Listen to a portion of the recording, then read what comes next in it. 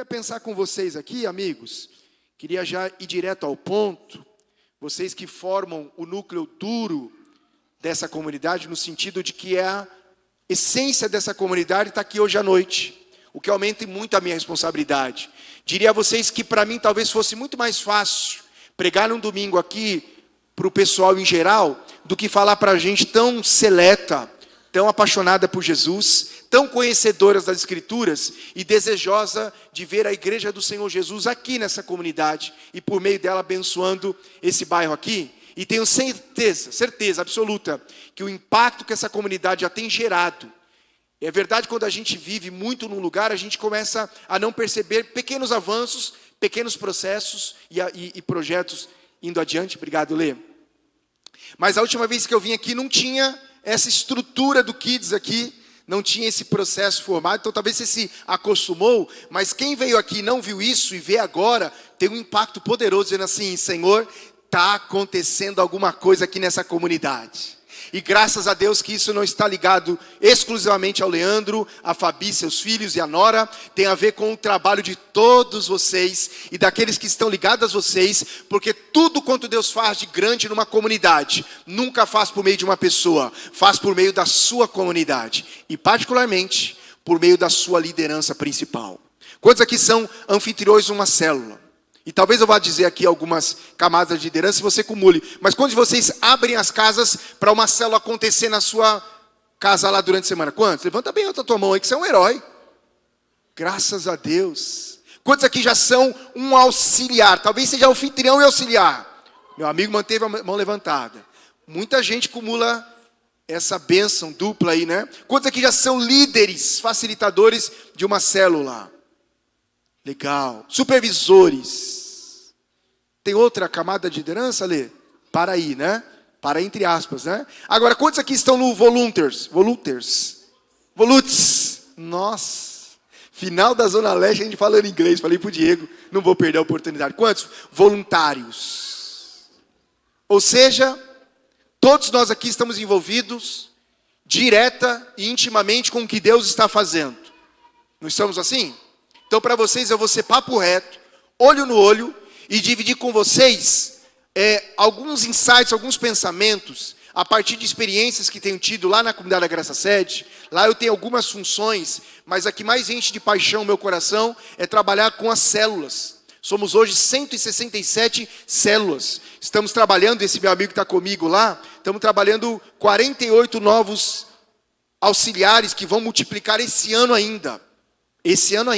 Trabalhando domingo à noite com essa liderança, trabalhando segunda-feira, domingo de manhã, segunda-feira à noite, né, Di? Me ajuda aí, vai me ajudando aí. E estamos lá trabalhando, preparando uma comunidade para continuar crescendo. Estamos lá sem poltronas pelas manhãs, cada dia mais está cheio. A gente pensa assim, bom, esse povo ficou em pé, não vai voltar mais, estão voltando. Deus está fazendo uma coisa extraordinária lá na sede, como está fazendo aqui também. E a nossa grande pergunta é: o que vamos fazer com o crescimento? Porque Deus deveria dar a nós, seja aqui ou seja lá, um crescimento, enviar pessoas. E mesmo que Deus envie essas pessoas, sem que a gente tenha um planejamento, o que vamos fazer?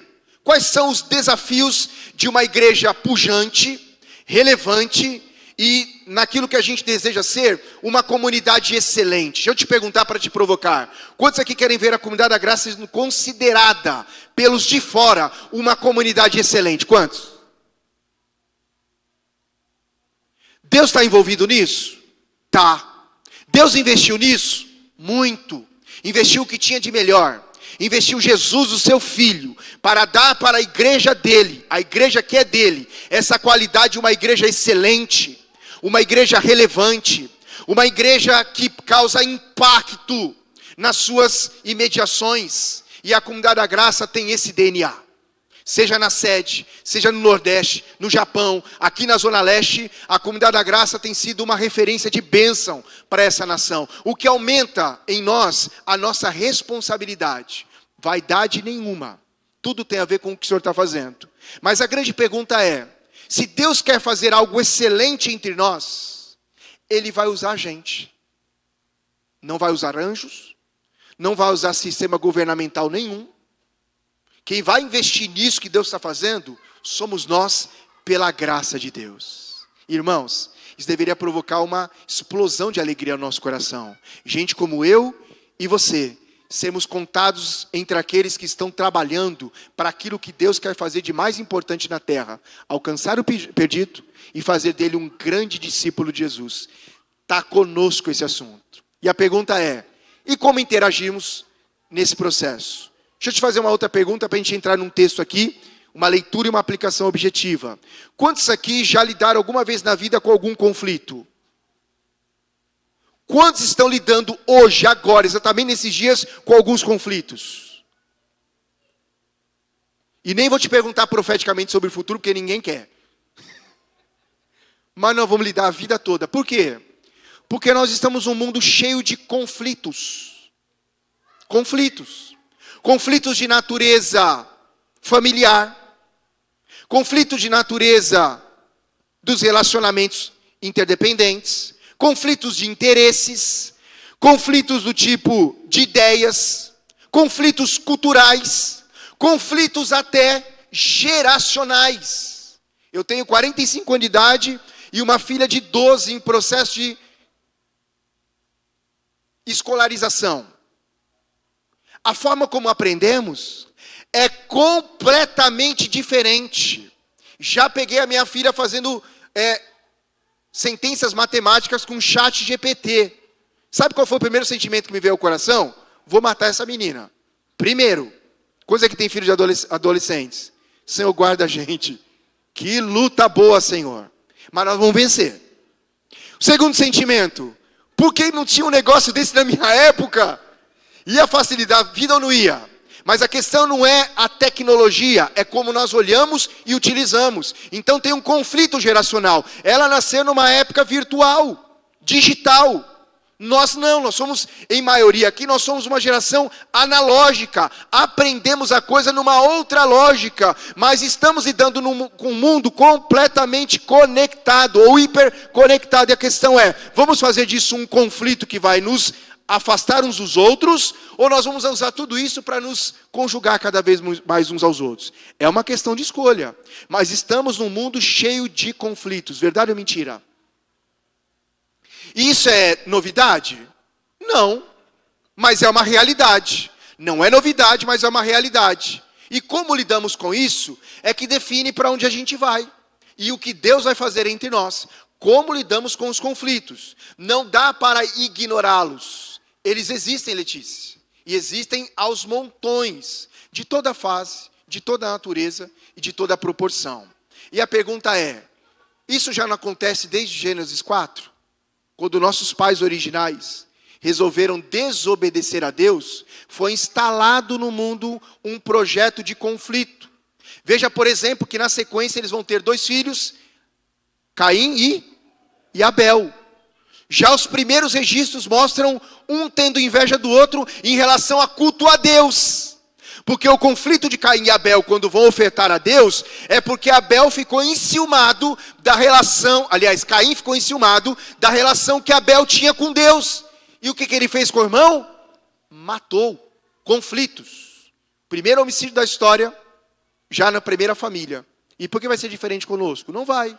A grande questão não é se temos ou não conflitos, é como nós lidamos com os conflitos da vida. E eu vou recortar aqui a história para não ficar muito ampla, é como nós resolvemos os conflitos nas fronteiras da nossa comunidade local, que passam pelas células e que passam pelos ministérios, porque é onde a gente há conflitos. E certa vez, Jesus disse um outro termo, mas eu vou adaptar para conflitos, dizendo que os escândalos são naturais de acontecer. Mas Jesus disse, ai por meio daqueles por quem os escândalos entram. Então os conflitos são naturais de acontecer. A grande questão é se nós estamos envolvidos em conflitos ou estamos trabalhando na resolução dos conflitos. E como trabalhá-los? A Bíblia diz sobre isso muito. Inclusive, o grande conflito da história humana, Deus resolveu na pessoa do seu Filho Jesus, quando o nosso maior inimigo, nosso maior conflito de relacionamento com o Pai, que era o pecado, Jesus veio e resolveu o problema. Ou seja, Jesus é o maior resolutor de conflitos da história. E chamou cada um de nós aqui, cada um de nós, independente da sua realidade, seu estado civil, quanto você tem no bolso e no banco agora, Jesus nos chamou para sermos resolutores de conflitos. A ponto do apóstolo Paulo dizer que nós só temos um ministério em comum: o ministério da reconciliação, de resolver problemas. E sabe, quantos aqui trabalham CLT? Quantos têm o seu próprio negócio? Seu salário, o seu prolabore, é para você resolver problemas. Vou usar um termo aqui, está gravando, mas não está online, não está ao vivo, dá para editar. Para resolver treta na vida. O salário prolabore que eu e você recebemos é para resolver problemas. Tá certo até aqui? Vamos para a leitura bíblica? Filemão, uma carta curtinha. Filemão, uma carta bem curtinha, que eu vou ler toda ela com vocês, nos comentários, a gente vai entender isso à luz das Escrituras. Está antes de Hebreus. Antes de Hebreus, meu amigo está dizendo aí, só tem um capítulo, né, amigão? Tanto que não tem nem o número 1 grandão aí, né? Uma carta curtinha, que nós vamos ler juntos aqui.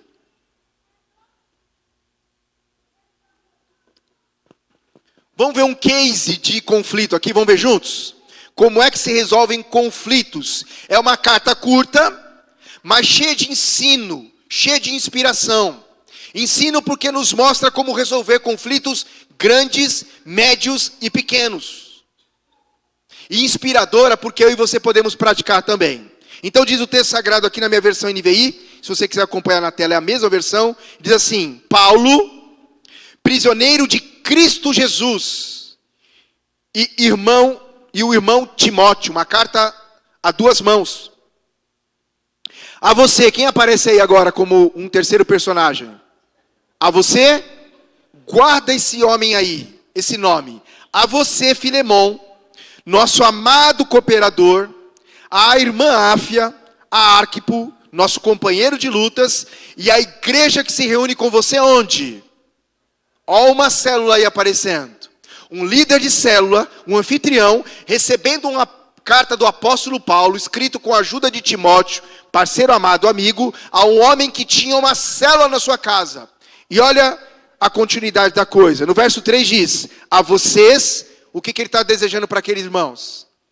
Graça e paz. Duas coisas que eu e você precisamos muito na vida e para resolver conflitos. Sabe o que é? Graça. Quais são as duas coisas? Duas coisas que eu e você precisamos muito. Da graça de Deus.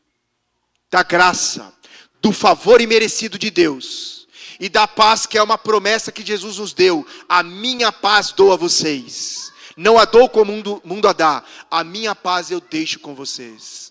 Primeira coisa que a gente aprende aqui para resolver conflitos, eles só podem ser resolvidos debaixo da graça e da paz de Deus. E me permita profetizar sobre você, que você receba nessa noite uma porção nova da parte de Deus, de muita graça e de muita paz. Sobre você, sobre sua casa, sobre o ministério que você representa. Receba muita graça e muita paz da parte do Senhor Jesus.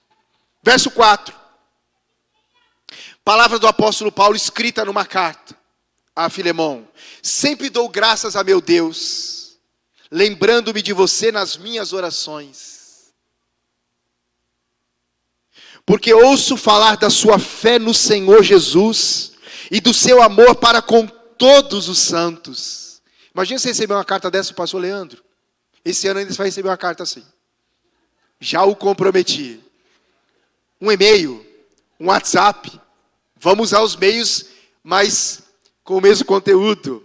Imagina o pastor Leandro escrevendo para você assim, verso 6. Oro para que a comunhão, qual é a palavra? Comunhão. Comunhão é tudo em comum. O que é seu, é meu. E o que é meu, é seu. Isso é comunhão. E a comunhão que procede da sua fé seja eficaz no pleno conhecimento de todo o bem que temos em Cristo. Seu amor, Filemão, seu amor me tem dado grande alegria e consolação, porque você, irmão, tem reanimado o coração dos santos. Oh, que carta linda, hein? Verso de número 8.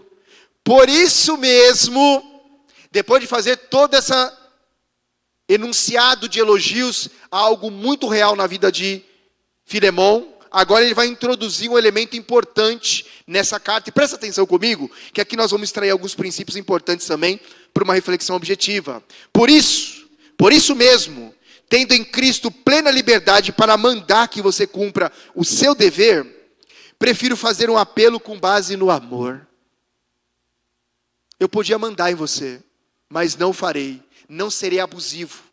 Vou apelar por amor que temos um para com o outro.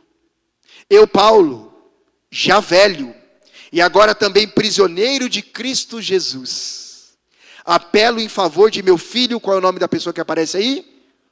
Onésimo, que na origem do nome significa útil. Onésimo, um homem útil, que gerei enquanto estava preso. Ele antes era, olha a jogada de palavras aí, antes ele era o que para você? Inútil, mas agora o que ele é? Útil, e o nome dele significa útil, tanto para você, quanto também para mim. Quem está dizendo isso?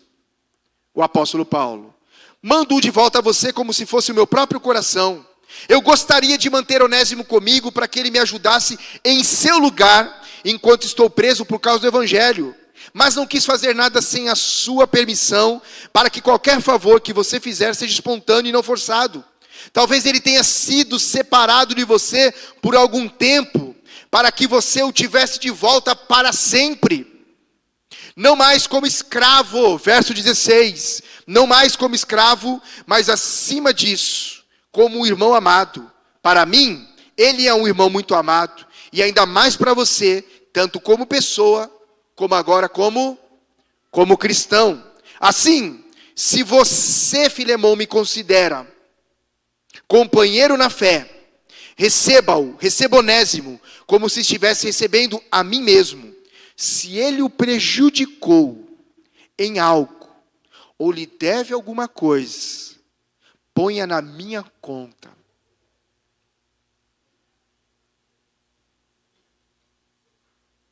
Verso 19. Eu, Paulo, escrevo isso de próprio punho. Até aqui é o Timóteo ajudando, porque Paulo está numa condição insalubre, numa masmorra romana, próximo da sua morte, com um problema seríssimo de visão, e naquela hora, para falar isso, ele põe o próprio punho e escreve: isso eu estou escrevendo. Se ele te deve alguma coisa, põe na minha conta que eu vou pagar. Amigos, estamos falando sobre resolução de conflitos, não estamos? Vamos junto aqui, ser inteligente. Verso 20. Sim, irmão, eu gostaria de receber de você algum benefício por estarmos no Senhor. Reanime o meu coração em Cristo. Escrevo-lhe certo de que você me obedecerá, sabendo que fará mais do que lhe peço. Além disso, prepare-me um aposento, porque graças às suas orações, Filemão, graças às suas orações, espero poder ser restituído a vocês. Epáfras, meu companheiro de prisão por causa de Cristo Jesus, envia-lhe saudações, assim como também Marcos, Aristarcos, Demas e Lucas, meus cooperadores. Como é que termina o verso 25? Leamos juntos. A graça do Senhor Jesus Cristo seja com o espírito de todos vocês. Que carta curta. Se você não conhece profundamente, eu não tenho tempo para isso, óbvio, mas panoramicamente, o que está acontecendo aqui? A história conta que esse Onésimo causou um prejuízo financeiro gravíssimo em Filemão. Não dá para ler a Bíblia com a cultura dos nossos dias e tentar entender por que naquela época tinham escravos. Era normal naquela época uma pessoa comprar alguém para lhe prestar serviços. E esse Filemão, um homem muito rico, abastado, que tinha escravos, servos lá. E entre esses servos ele tinha um homem chamado Onésimo, cujo nome significa útil. Mas esse Onésimo resolveu passar a perna em Filemão. Ele rouba algo de muito valor e foge para Roma. E foge para um lugar perigoso, porque se ele fosse preso em Roma, sabendo que alguém roubou alguém muito rico, é o caso aqui do Filemão, ele poderia ser preso e morto, mas ele vai para Roma. E numa conspiração, nessas conspirações que Deus cria ao longo da história da nossa vida, e muitos de nós somos fruto dessa conspiração abençoada de Deus, que nos levou à conversão, esse Onésimo tem um encontro na prisão com o apóstolo Paulo. Não temos informações de como ele chegou lá, mas ele chegou, e ele encontrou um homem capaz de olhar para ele, para a sua história, para os seus delitos, e não repulsá-lo, mas trazê-lo para perto. Você leu comigo, ele gerou em prisões, esse homem gerou mais um discípulo de Jesus em cadeias. Esse discípulo de Jesus, agora novo, se chama Onésimo. E como um homem convertido, ele deve ter contado a história inteirinha, verdadeira para Paulo. E Paulo deve ter dito para ele assim: eu conheço o Filemão. O medo que você está de ser pego, levado para lá e condenado à morte, eu conheço o homem para quem você está devendo. Ele também é meu discípulo. Assim como eu gerei você, eu gerei também. E o que me chama a atenção, que quem leva essa carta para Filemão, sabe quem é? Onésimo. Então nós temos aqui radiografado num case, um conflito grande.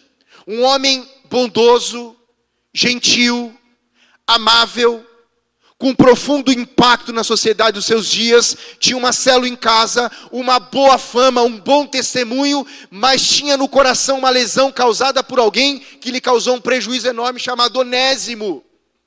Agora o apóstolo Paulo gera esse homem em cadeias, faz dele uma nova criatura, um discípulo de Jesus. Diz o seguinte: você vai voltar de onde você veio, eu vou mandar uma carta validando o seu novo nascimento em Cristo, a obra que Jesus fez na tua vida, mas quem vai levar a carta para o Filemão é você. O que a gente aprende aqui, amigos? Que quando você está lidando com conflitos, e tem conflitos que são assim, conflitos que a gente causou. Vou te fazer a pergunta de novo: quantos aqui já causaram algum conflito na vida? Ouso dizer que a maioria dos conflitos que a gente viveu, está vivendo ou vai viver, tem a ver com a nossa ação direta. Ou às vezes uma ação indireta, uma negligência, uma falta de posição como deveria ter em casa, no trabalho, na igreja, direta e indireta, a maioria. Mas há outras que a gente não causou, e que não deveria ter de nós a ideia de que não é problema meu. Deixa eu dizer para você bem diretamente, aqui vocês estão nivelados, estamos nivelados, pelo mínimo de conhecimento de Cristo Jesus, vou dizer diretamente. Essa ideia de que não é problema meu ou seu, os conflitos que estão acontecendo por aí, na sociedade, particularmente na igreja, numa célula no ministério, é um pensamento do inferno. Porque todo conflito que eu e você temos acesso, passa a ser nosso também. Isso tem a ver com comunhão. Se está tudo bem com você, estou feliz. Se está alguma coisa ruim com você, estou triste também. Onde está isso? Na Bíblia. Alegrai-vos com o que se alegra, e chorai-vos com os que choram. Dá para ser neutro? Não dá. Então essa ideia de que assim, eu não vou me envolver em conflitos, é uma ideia de infantilidade que você não é, ou uma ideia de neutralidade que você e eu não temos. Se nós temos acesso a algum conflito, Deus quer usar a gente. Seja você uma pessoa mais tímida, seja você uma pessoa mais reservada, seja você uma pessoa mais introvertida ou extrovertida, todo o contrário também. Se Deus te deu a condição de ter acesso a um conflito, Deus quer usar você, Deus quer usar a mim. A grande questão é, ele pode ou ele não pode? Porque o problema era do Paulo aqui, irmãos? De jeito nenhum. Ele podia dizer o seguinte: bom, o máximo que eu tenho para fazer nisso aqui é evangelizar esse cara. Os problemas dele agora, ele que resolva. Não. Em partes, não. Porque vocês conseguem imaginar a cena? Me ajuda aqui a viajar numa maionese espiritual. O cara estava morrendo de medo de voltar para casa e ter que lidar com aquela situação. Ele não sabe que grau de lesão ele causou no coração de Filemão. Ele não sabe o quanto Filemão está bravo com ele. Mas ele sabe que Filemão tem agora a condição de decidir sobre ele viver ou não viver. Ou seja, aquele homem mesmo nascido de novo, gerado pelo apóstolo Paulo, certamente estava no coração dele com algum medo, algum receio. E o Paulo põe uma carta na mão dele, com o selo do brasão dele, e diz assim: você vai entregar a carta. Agora você imagina o Filemão chegando. Está acontecendo a célula. Ele bate na porta, quem atende a porta? Filemão. A turma toda está olhando como Filemão vai reagir àquele conflito. Porque se sabe que os conflitos, as más notícias correm fácil, não correm, irmãos? Se uma coisa acontece, rapidamente todo mundo está sabendo. Abre a porta, o Onésimo está na porta com uma carta. Sabe aquele meme antigo? É sério esse bilhete, ou é verdade? Eu fico imaginando na cabeça do Onésimo: ô Paulo, você pirou ou não pirou, irmão? Como que eu, que sou o criador do conflito, vou até aquele quem cria o conflito e entregar uma carta para ele? Ele não vai nem ler, ele vai me decapitar na porta. Mas na minha mente aqui, eu imagino o Onésimo chegando exatamente na quinta-feira à noite. Bateu na porta, a porta abriu, a cela toda olhando e falou assim: uau, vamos ver agora como o Filemão vai reagir a isso. O cara recebe a carta e começa a ler. Você é precioso, você é amado, graças de Deus sobre você, que alegria você aí numa célula, que fama, eu estou ouvindo de você aqui, estou orando por você e tal. Daqui a pouco está dizendo assim: está vendo o Onésimo aí na sua frente? Eu imagino o Filemão fazendo assim, ó. Talvez o Onésimo nem soubesse o que estava no conteúdo da carta. Mas o apóstolo Paulo se envolveu? Envolveu. Ao ponto de dizer assim, ó: se você não puder recebê-lo como irmão, e não como escravo, por causa dele, receba por causa de mim. Recebe-o como fosse receber a mim mesmo. Recebe-o como se fosse o meu próprio coração. E se a soma de prejuízo que ele te deu, monetário, financeiro, dinheiro, for um empecilho para que você o perdoe e o traga para perto, ponha na minha conta que eu vou pagar você. Pergunto a vocês: o Paulo se envolveu no negócio? Muito. Se envolveu muito. Mas vai para a cena do conflito. O cara está entregando a carta, o outro está recebendo. Qual foi a primeira memória de Filemão? Esse cara me deve 1 milhão. Não seria o primeiro pensamento nosso? A pergunta é: cadê a malinha? Quer resolver a treta? Paga o que você me deve. Paga aí. Não era justo? Amplamente justo.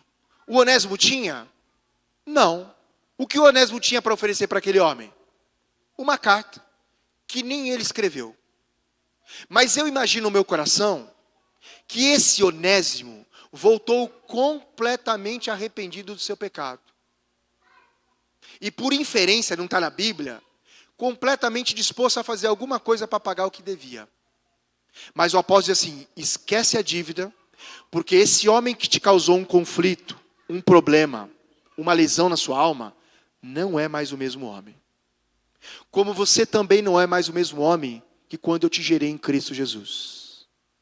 Ele não é para ser recebido como escravo, é para ser recebido como irmão, porque assim como ele me é útil, vai ser útil para você também. Olha que maneira fantástica de resolver conflitos. Gente madura não se envolve com os conflitos. Vou dar uma dica para você. Considera uma célula mesmo aqui? Auxilia ou supervisiona? Case aqui. A mulher chega com os olhos roxos na sua célula. Qual o primeiro pensamento que vem à mente? Ela apanhou. Natural, não é? Reação nossa. Vamos ouvir. E eu não estou aqui diminuindo o impacto de um olho roxo. Porque isso não é só pecado, isso é um crime. Deve ser denunciado, ainda que o abusador, o violentador, tenha se arrependido, ele tem que passar por um processo punitivo. Nós estamos num país, num estado laico, e não é que a pessoa foi te contar que aconteceu um probleminha lá, não. Tem pecado que não é crime, mas todo crime é um pecado. Deve ser resolvido numa delegacia. Estamos juntos nisso? Sempre diga para a pessoa: vá a uma delegacia, faça um boletim de ocorrência, mas ele é irmão. Vá à delegacia, faça um boletim de ocorrência, porque se acontecer o pior do que pode acontecer, e você sabe qual é o termo aí, do feminicídio, Se for fazer um rastreio, você é copartícipe de um crime. Tem advogado aqui? Certo, doutora? Resolvemos o conflito momentâneo ali, tiramos a mulher de situação de risco, porque a dignidade da vida está acima da religião, colocam em contato com a autoridade pública que vai resolver o problema lá, mas como é que a gente resolve a questão aqui da família? Recortando o framing. Ouça essa mulher com muita atenção. Mas saiba que todo conflito tem dois lados. E toda verdade tem três verdades. A dele, a dela e a verdade absoluta. Qual é a dica de ouro que eu dou para você se você lida com isso na sua célula? Em qualquer dimensão. Não se envolva emocionalmente com um lado ou com o outro. Não traga o problema para você. Seja alguém que saiba resolver o conflito sem pôr peso e carga sobre um ou sobre o outro. Posso abrir um parênteses aqui? Porque depois eles se resolvem e falam mal de você. Estou errado ou estou falando a verdade? Você depois sai como ruim da história, que você aumentou o problema, que você orientou aquela mulher. Então, nesse aspecto aqui, seja sábio, seja sábia, seja prudente, seja prudente. Não se envolva emocionalmente, envolva-se espiritualmente, aconselhe segundo as Escrituras. Defina padrão das Escrituras para aconselhar, e não tome partido em nenhum lado. Todos os lados têm a sua participação, seja mais ou seja menos. Ajude aquela pessoa que te procurou a se responsabilizar pela quantificação de quanto ela tem de responsabilidade naquilo. Mas não se envolva emocionalmente, que essa perua volta contra você. Ela vai embora da igreja, difama você e causa um problema. Daqui a pouco você fica assim, nunca mais eu vou me envolver em nada para não me machucar. Aí você perdeu a tua liderança. Você perdeu a tua habilidade de ser um interveniente de Deus, de resolver outros conflitos que você deveria ter tido um pouquinho mais de sabedoria e maturidade. Posso dar uma outra dica? Ninguém que lidera uma célula, auxilia uma célula, foi formado para ser pastor da célula. Você é um facilitador de bons relacionamentos e não um resolutor de conflitos de natureza pastoral. Definiu algumas coisas na sua célula que você não consegue lidar com ela? Busque o supervisor. Talvez ele consiga ampliar pela trajetória dele, pela experiência, consiga resolver. Não deu? Traz para o Leandro e traz para a Fabi, mas num tempo que dá para fazer alguma coisa, porque eventualmente quando chega diante de nós, já não tem mais o que fazer. Seja ágil, não carregue peso pastoral sobre você. Se um dia você for ordenado pastor, consagrado e ungido, deixe para essa etapa da vida para você operar no dom que Deus deu. Por enquanto, seja um facilitador. Não seja alguém que está resolvendo casos de família na célula. Célula não existe para isso. Célula existe para relacionamento, comunhão, edificação, crescimento e multiplicação. E os conflitos lá? Se você não dá conta, chuta para cima na estrutura. Não carregue peso que não é seu. Não dê opinião que você não tem certeza. Não dê achismo. E, por favor, não conte a tua história para ver se a pessoa vai depreender alguma coisa da tua história e aprender alguma coisa. Não vai. A nossa história não serve para muita coisa. Pode servir de um testemunho de impacto, mas toda mediação de conflito está nas Escrituras. Seja sábio, para você não ficar de língua de fora, seja numa célula, seja no ministério. Mas volta aqui, quais são os personagens? Filemão, Onésimo e Paulo. Nós estamos falando de uma igreja de excelência. Uma igreja de excelência sabe radiografar conflitos, sabe mediar conflitos e sabe também não tomar lado e partido de ninguém. Pessoas adultas precisam ser responsabilizadas pelos conflitos que causaram. Não seja você uma mãe, nem um pai, no sentido maternal ou paternal. Seja alguém que vai ajudar a pessoa com perguntas. Cuidado com afirmações. É assim que resolve, não é não? Faça perguntas. Que responsabilidade você tem nisso? Quanto você contribuiu? O que você poderia ter feito para mitigar esse prejuízo? O que você pode fazer para esse conflito não crescer? Joga no colo da pessoa. Deixe-a se responsabilizar pela coisa. Seja um conselheiro que ajuda a pessoa a encontrar o melhor caminho de solução para aquele conflito que não é seu. Posso fazer mais uma pergunta aqui para fazer uma pausa e beber uma água? Quantos aqui resolvem os problemas da sua vida todos?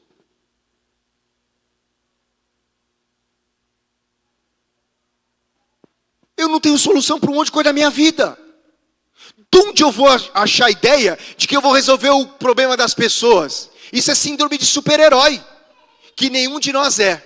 Nós somos irmãos de Jesus, operando no ministério do Senhor Jesus, cooperando numa comunidade local, para que não hajam conflitos? De jeito nenhum. Sempre haverá conflitos. Numa célula, no trabalho voluntariado e numa igreja. A grande questão é, como vamos lidar com os conflitos que surgirem? Porque conflitos não destroem uma igreja. O que destrói uma igreja, uma célula e um trabalho, é como lidamos com os conflitos. Verdade ou mentira? E eventualmente a gente não lida tão bem quanto gostaríamos de lidar. Verdade também? E vamos cortar os pulsos por causa disso? De jeito nenhum. Vamos aprender comunitariamente a como lidar com conflitos. Do tipo, fofoca. Aqui não deve ter. Mas lá na sede, certo, Diego? É um tal do que eu sei e você não sabe. Eu vi e você não viu. Eu tenho acesso e você não tem. E tudo isso instiga, né? O quê? O quê? O quê? Primeira pergunta. A pessoa de quem você está falando está aqui? Não. Então esse assunto não continua. Quer acabar com fofoca? Se a pessoa não está, não vamos conversar. Mas eu vou ajudar você, que está bem intencionado com essa pessoa, a ter um encontro com ela, e juntos nós vamos ajudar esse irmão a crescer. Sabe quantas pessoas vão procurar você para usar seus ouvidos como instrumento de fofoca?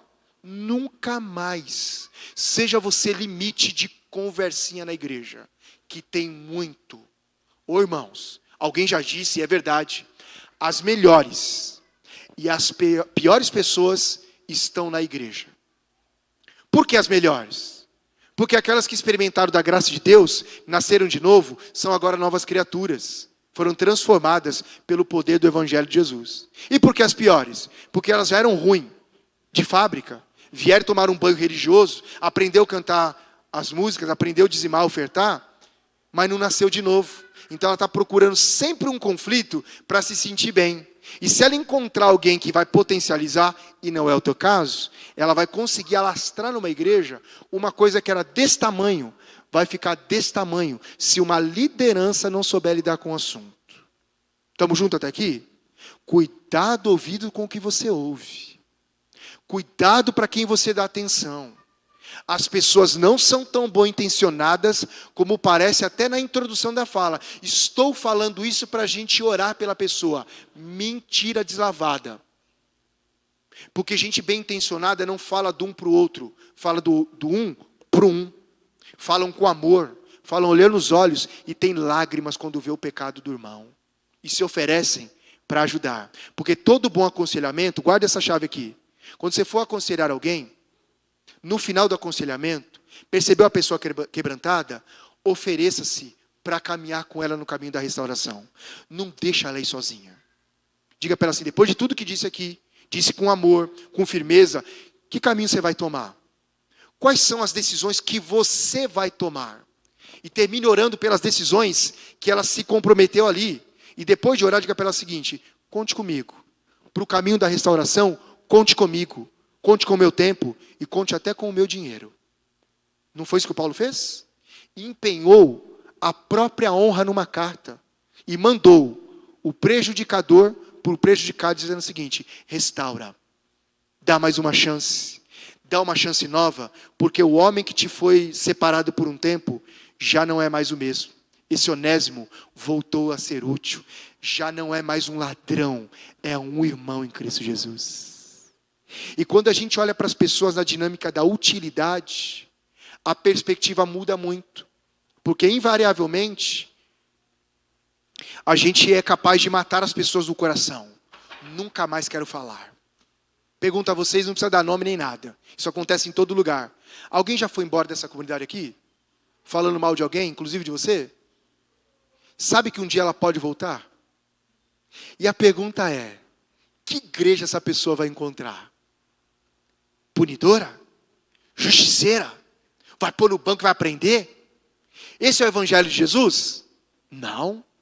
Isso significa que a gente é bobo? De jeito nenhum. Avalie, veja o comportamento, não restitua de imediato. Era meu auxiliar. Calma, volta, veja se as obras são obras de arrependido. Deixa um tempinho lá, não trate mal, mas também não restitua de imediato. Veja se as obras de arrependimento acompanham as palavras de pseudo-arrependimento. Mas, por favor, nós não fomos chamados para fechar a porta para ninguém. Porque um dia nós podemos precisar da mesma misericórdia que precisamos exercer com os outros. Jesus nos ensinou isso no Sermão do Monte. Bem-aventurados os misericordiosos. Porque qual será a recompensa deles? Alcançarão misericórdia. E não é misericórdia só de Deus não, tá? É misericórdia dos outros também. Porque sabe de uma coisa, irmãos? A gente também pisa na bola, não pisa? Eu não sei você, mas eu também piso. Eu às vezes passo de um limite. Eu às vezes ouço uma pessoa dizer para mim, pastor, menos, devagar, isso não é legal. Eu ouço constantemente pelo... Quem está à frente se expõe mais, eu ouço. E sempre que alguém me diz, por favor, tome mais cuidado, eu sempre amo mais essa pessoa, porque se ela teve coragem de dizer isso para mim, é porque ela me ama de verdade. Então saiba lidar com críticas também. Todo líder vai ser criticado na vida. Não existe boa liderança sem críticas. Algumas pesadas? Sim. Severas demais? Sim. Algumas nem verdadeiras? Sim. Mas algumas são muito, absolutamente verdadeiras também. Lide bem com a crítica. Não despreze quem te criticou. Não despreze uma observação que alguém fez. Porque isso pode ser um instrumento de Deus para progredir o seu ministério que você está servindo a Deus. Porque não existe igreja em que eu faço a minha parte e o outro faz a dele. Nós estamos fazendo tudo junto. Nós estamos tudo junto. Estou vendo vocês trabalhando numa novidade de voluntariado. As pessoas são diferentes. Num voluntariado há conflitos. Conflitos de ideias. Conflitos de interesses. Conflitos geracionais. Um mais velho e um mais novo parece que não cabe. Irmão, nós somos a igreja de Jesus. A gente resolve conflitos. Nós somos o povo que tem o Espírito de Cristo. E o Espírito de Cristo é um Espírito que nos conduz a resolver conflitos. E conflitos bem resolvidos tornam muito mais sólidas as amizades. Eu já lidei com gente que ficou divorciado. E depois restaurou o casamento. E não é que o divórcio deveria acontecer, não. Mas o casamento depois do divórcio tornou um casamento melhor do que era antes. Explica esse fenômeno para mim. Sabe por que é melhor agora? Porque agora eles somos mais cuidado com o outro. Porque geralmente a gente valoriza aquilo que a gente pede. Não espere você perder nada para valorizar o que Deus tem te dado. Conflitos às vezes podem ser instrumento para o nosso amadurecimento. Depende como lidamos. Então primeiro disse a vocês, não se envolvam emocionalmente em demasia com um lado ou com o outro. Faça um papel de olhar que os dois lados tiveram problemas. E ajude-os no processo de restauração daquele conflito.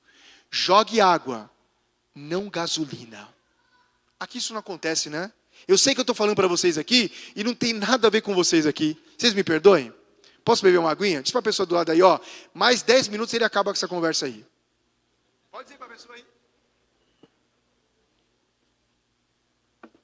Que aliás é o limite do tempo. Agora volta para a cena. Quais são os 3 personagens aqui de uma igreja excelente que nós estamos vendo na carta aqui a Filemão? Quem é? Primeiro, o próprio Filemão.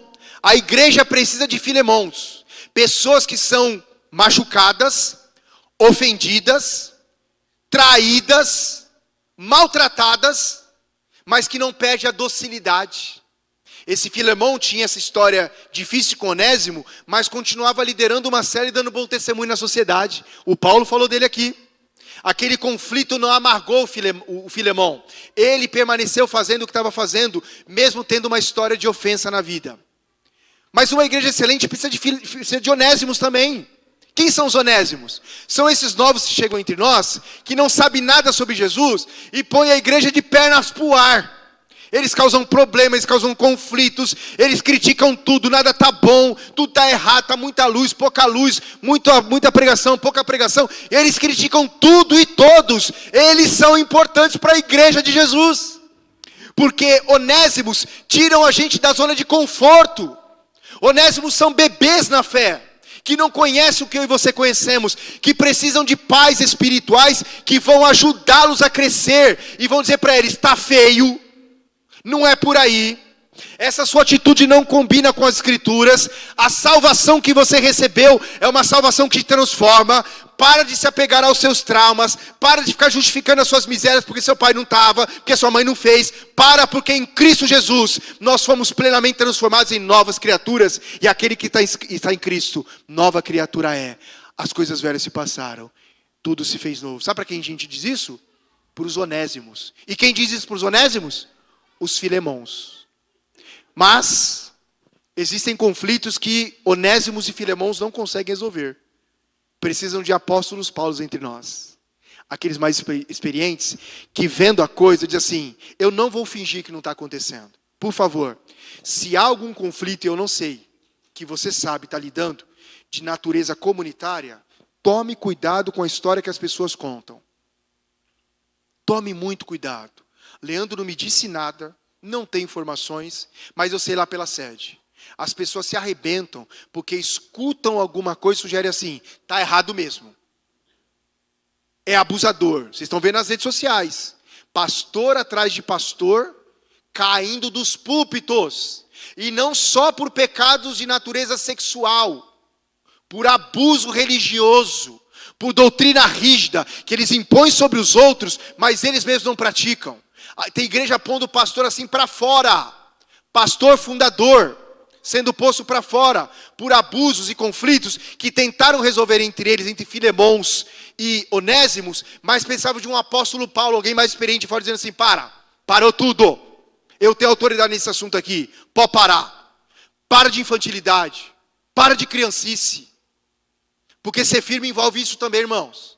Dizer sim é bíblico, dizer não é bíblico também. Segundo Jesus, o que passa disso, sabe o que é? Eu acho que não é. Não é bem assim. Não, o Leandrinho é legal. A Fabi falou aquilo lá, mas não é. Para. Você tem um conflito lá? Eu vou te ajudar a resolver esse conflito. Ajude as pessoas a resolverem os conflitos reais. E cuidado com os conflitos irreais. Tem muita gente que vive na base da suposição de tudo. Se aquela lâmpada está desligada, alguma coisa aconteceu. Não pagaram a conta da Enel. Mas só tem uma lâmpada desligada? Aí não tem controle sobre isso? Tem um monte de gente pirada no nosso meio. Maluca. Aliás, quem aqui é bom da cabeça 100%? Deixa eu ver. Não tem um. A gente é tudo doido. A gente cria uns... É o que a psicologia vai explicar. Vou entrar num assunto aqui. Tem psicólogos e psicólogos, deixa eu ver. Não vou a fundo, tá, irmã? Mas essa expressão, pensamentos intrusivos, são reais ou não? E a maioria deles são de natureza ideológica. Não existe. A gente que criou. Eu não sei você, mas o que eu sou assaltado de pensamento maluco no trânsito, então, irmãos. Se eu tivesse o poder do Transformers, eu teria um caveirão do Bop. Eu já me imagino. Não vou dizer para você que eu imagino, para você não ficar chateado comigo, não. Mas a gente não tem uns pensamentos doidos? Sabe aquele pensamento, olha que você volta para você, eu pensei isso. Quantos aqui já se constrangeram com o pensamento que teve? Eu não acredito. Não tem? Mas tem gente que sai do nível do pensou, ele fala, como se tivesse acontecendo. Cuidado. Filtre melhor o que você ouve. Avalie pelo critério da verdade das Escrituras. E ajude as pessoas a resolverem os conflitos dela. Não se envolva. E seja um instrumento de Deus para que haja muita graça e muita paz nessa comunidade. Eu estou dizendo talvez coisas para alguns aqui que é preventivo. Alguns é remediativo. Outros é preventivo. Pastor, eu não estou vendo nada disso. Que bom, o Senhor está te preservando. Mas se um dia acontecer, saiba lidar como o apóstolo Paulo lidou. Não é um problema que eu criei, mas é na minha comunidade. Não dá para dormir bem sabendo que tem dois irmãos passando um conflito. Eu posso ser um instrumento de Deus. Eu posso me aproximar. Eu posso ser um agente para que aquele conflito, se não resolver, pode ser que todo esforço que você faça seja insuficiente. Mesmo assim, faça o que você puder. Faça o que você puder. E confie que o que você não pode, o Espírito fará. Sejamos nós aqui, irmãos, uma comunidade de líderes que estão trabalhando para resolver problemas e conflitos. E não para aumentá-los. Porque não fomos chamados para isso. Fomos chamados para servir, para ajudar, para cooperar. E se a coisa for real, Lide na proporção da realidade das coisas e em fóruns íntimos. Não deixe as coisas se propagarem, porque Deus quer fazer uma coisa extraordinária nessa comunidade. Coisas maiores ainda estão por vir. O que nós estamos vendo ainda é um pré-anúncio. É aquilo que Elias fala para Geazi: vai lá olhar, vai no alpendre, vê lá se tem uma chuva vindo. Por 7 vezes o menino disse: eu não vi nada. Lá na 7ª vez ele disse: olha, eu agora vi uma nuvenzinha que parece a palma de um homem. E aí o profeta diz assim: então manda Jezabel e Acabe correrem para cavar poços, porque vem aí uma grande chuva de Deus. Que a gente veja assim, irmãos, que a gente veja para além dos conflitos, que a gente veja para aquilo que, olhe para aquilo que Deus está fazendo, que a gente chegue num domingo pela manhã, vai lá fazer um check-in, na plena convicção de que o serviço que eu e vamos prestar, vai ser um serviço de excelência, que vai abençoar essa comunidade, que cada encontro da nossa célula, as pessoas vão entrar lá, ainda que elas entrem perturbadas, endemoniadas, debaixo de opressão, até possessão, elas vão entrar numa casa de paz, elas serão abençoadas só de sentar do seu lado, elas serão operadas em Deus, de conversar com você, de interagir com você, e serão transformadas num ambiente onde a gente está trabalhando para que os conflitos sejam resolvidos no poder do Espírito Santo. Eu pergunto a você, com quantos Deus pode contar, irmãos? Vamos ficar em pé?